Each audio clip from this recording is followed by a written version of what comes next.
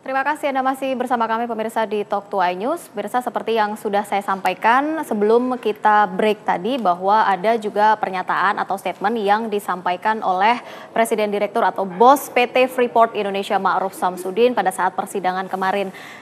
Dengan berbagai banyak pertanyaan begitu ya, dicecar pertanyaan, salah satu pertanyaan adalah terkait dengan perpanjangan kontrak PT Freeport Indonesia. Kami hadirkan apa yang disampaikan oleh Bos PT Freeport Indonesia ini, Ma'ruf Samsudin.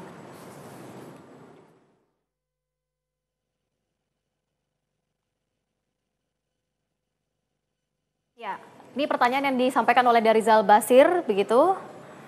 Kemudian dijawab oleh Ma'ruf Samsudin, Freeport itu dampaknya besar, juga soal dampak sosial. Pegawai termasuk keluarga dan juga masyarakat sekitarnya. PT Freeport menyumbang produk domestik regional bruto yang cukup besar untuk wilayah Papua. Kerusakan lingkungan bisa saja terjadi, karena sehari pun tambang tidak boleh berhenti beroperasi. Selain itu juga masalah keamanan. Wilayah kerja operasional Tembagapura sampai bawah di sekitar 7 suku besar. Jika berhenti beroperasi tentu bisa saling klaim dan potensi konfliknya besar. Itu yang disampaikan oleh Ma'ruf Samsudin kemarin.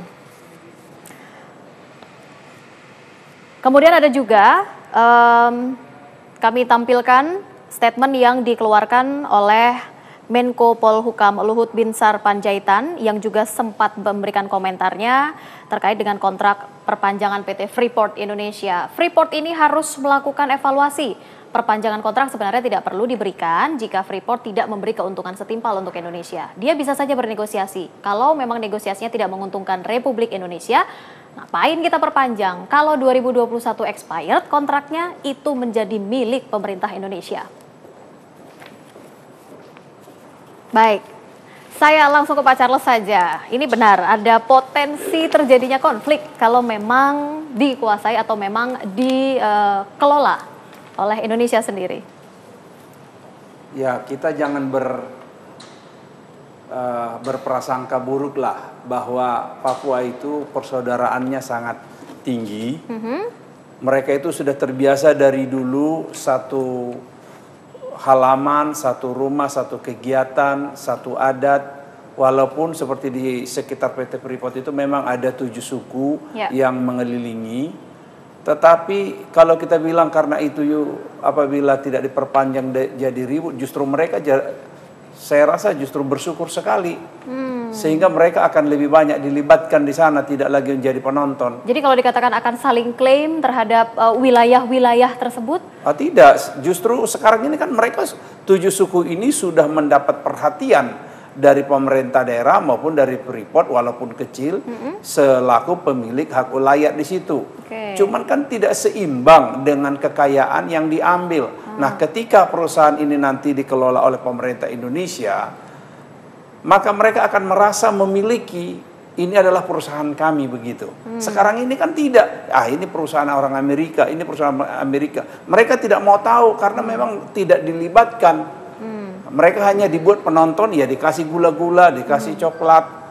Hanya seperti itu. Tapi ketika kalau pemerintah Indonesia mengelola ini, tentu akan melibatkan sumber daya manusia, tenaga kerja yang ada di sekitar, dan tentu juga membangun daerah itu tidak merasa tersisihkan lagi. Sekarang ini kan coba lihat, mereka terisolasi, dikelilingi pagar yang begitu hebat, pasukan yang begitu elit. Kalau mereka datang menambang di sungainya saja dilarang dengan alasan zat kimia. Jadi, artinya seakan-akan berada di negara lain, begitu ya? Iya, mereka ini seperti itulah. Mereka jadi penonton di kekayaannya yang melimpah itu. Lalu apa yang bisa dilakukan oleh masyarakat Papua ketika berada dalam posisi seperti itu? Mereka hanya tinggal menunggu saja. Mereka berkebun, ya mereka makan apa adanya sekedar untuk memperpanjang hidup sampai situasi perputaran politik, perputaran ekonomi ini berubah seperti. Mungkin ini bagian dari doa mereka juga supaya Freeport ini cepat tinggalkan Indonesia. Akhirnya gunung es itu mencair begitu ya? Iya. Jadi begitu. Pak Simon, tanggapan Anda? Saya kira begini ya, kita jangan mencoba-coba memisahkan Papua dengan Negara Kesatuan Republik Indonesia lah, ya. Seperti tadi dikatakan bahwa itu rakyat Papua juga cinta kok Indonesia ini.